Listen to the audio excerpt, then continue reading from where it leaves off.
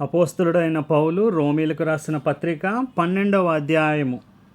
కాబట్టి సహోదరులారా, పరిశుద్ధమును దేవునికి అనుకూలమునైన సజీవ యాగముగా మీ శరీరములను ఆయనకు సమర్పించుకొనుడని దేవుని వాత్సల్యమును బట్టి మిమ్మును బతిమాలుకొనుచున్నాను.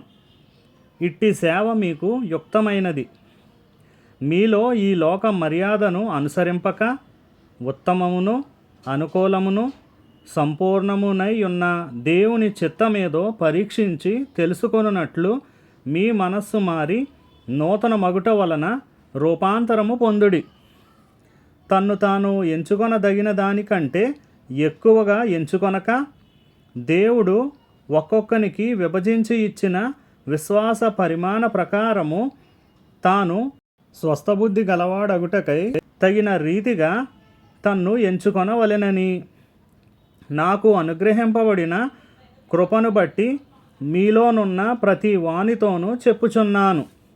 ఒక్క శరీరంలో మనకు అనేక అవయవములుండినను ఈ అవయవములన్నిటికీ ఒక్కటే పని ఎలాగూ ఉండదో, అలాగే అనేకులమైన మనము క్రీస్తులో ఒక్క శరీరముగా ఉండి ఒకనికొకరము ప్రత్యేకముగా అవయవములై ఉన్నాము.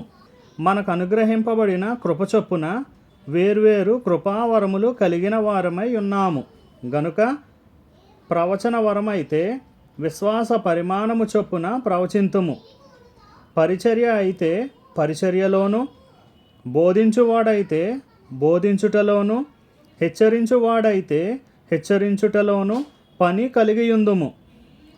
పంచిపెట్టువాడు శుద్ధ మనస్సుతోనూ, పై విచారణ చేయువాడు జాగ్రత్తతోనూ, కరుణించువాడు సంతోషముతోనూ పని జరిగింపవలెను.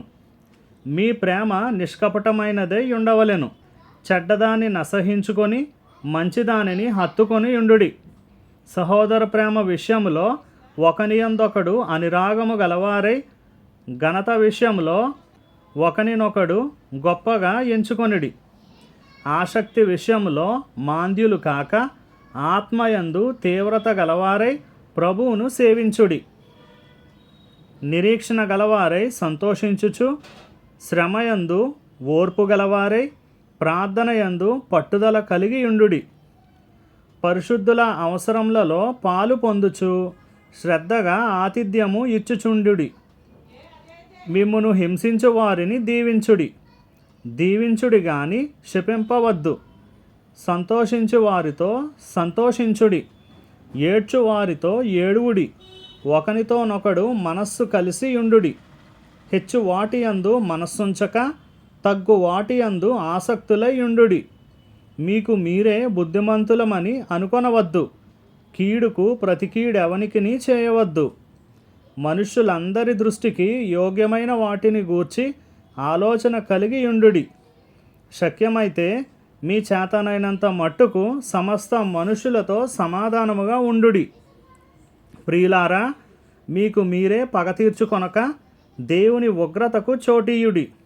పగ తీర్చుట నా పని, నేనే ప్రతిఫలమునిత్తును అని ప్రభువు చెప్పుచున్నాడని వ్రాయబడి ఉన్నది.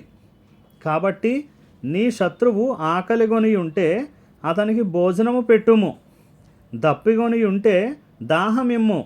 అలాగు చేయుట వలన అతని తల మీద నిప్పులు కుప్పలుగా పోయిదువు. కీడు వలన జయింపబడక మేలు చేత కీడును జయించుము.